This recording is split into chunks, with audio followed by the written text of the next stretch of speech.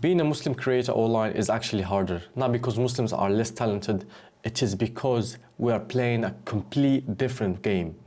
And most of the advice that you see online were never built for Muslims or people who care about their akhirah. So today I want to talk about something honestly. Why this path feels harder, why sometimes it feels slower, and why that might actually be a good thing for you and for your business. And before we start, you might be wondering, who is this guy? I am Hamza, aka HFD. I've been creating content for the last 5 years, and I'm here to share what I've learned with you, and hopefully you start your journey and make a living from it, inshallah. So when I first started creating content online, I did what everyone does. I started watching all the how to grow videos. And honestly, some of those advice was good. But after a while, I started feeling something strange, like something wasn't sitting right inside me. I started feeling uncomfortable because most of the advice basically came down to this: do whatever works, even if you do foolish things, do whatever get people to click. And at some point, I realized, wait, as a Muslim, I cannot just do whatever works. You get what I mean? We have some boundaries, we have some standards,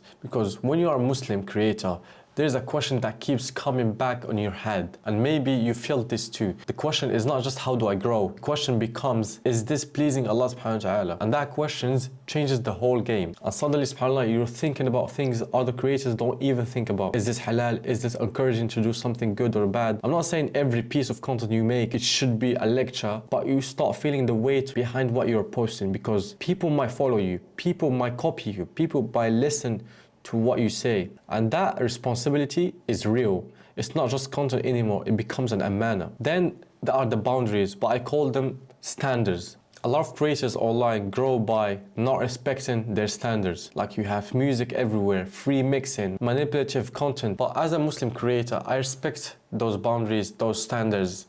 You say no to music, no to clickbait, no to free mixing. You say no to chasing trends that compromise your values. And from an algorithm perspective, yes, that might slow you down. Sometimes it does. But from a spiritual perspective, those boundaries protect you and protect your heart. And here's something that I've been thinking about a lot. What if slower growth is an advantage for you?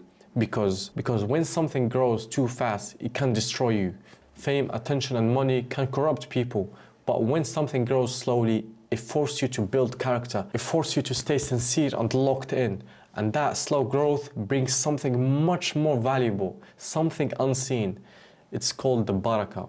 And subhanAllah, I feel the barakah in my life the moment I redirect my compass towards a pure intention. When you change your mentality and start thinking about barakah, you stop caring about numbers and chasing them. And let me be honest, at one point I start telling myself, don't care about numbers, just focus on barakah and make dua and khalas. But I realized, like, this mentality can be also an excuse, because Islam never taught us to ignore the effort, yeah? Tie your camel and then trust Allah. Meaning, I still need to improve my craft, learn storytelling, understand how these platforms works, understand those numbers and metrics as well. This is like an asbab, a cause, and think about monetization, because making money in a halal way is not something bad. Muslims should be the first people building wealth. Why? Because wealth in the hands of the righteous people benefit the ummah. It builds schools, masajid, fund charities, support knowledge, and it helps communities. So monetizing your skills in a halal way is not something to feel guilty about. It's actually part of responsibility.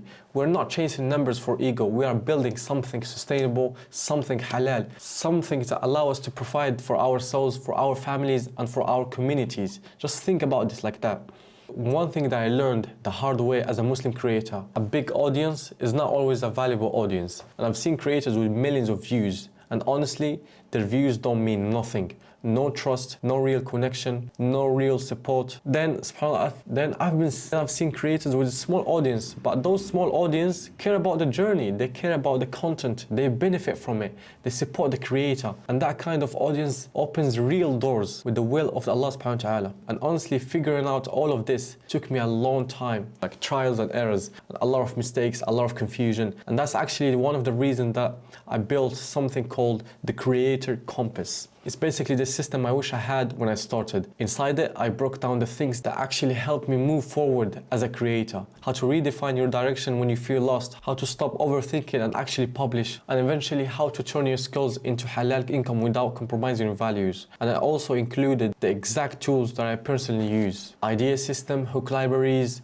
AI assistant, workflow templates, things that honestly saves you months of figuring out alone. So if you are serious about becoming a creator who actually brings value to people and benefit the ummah, you can check the Creator Compass through the link in the description, inshallah. And inshallah, I'll see you in the next one.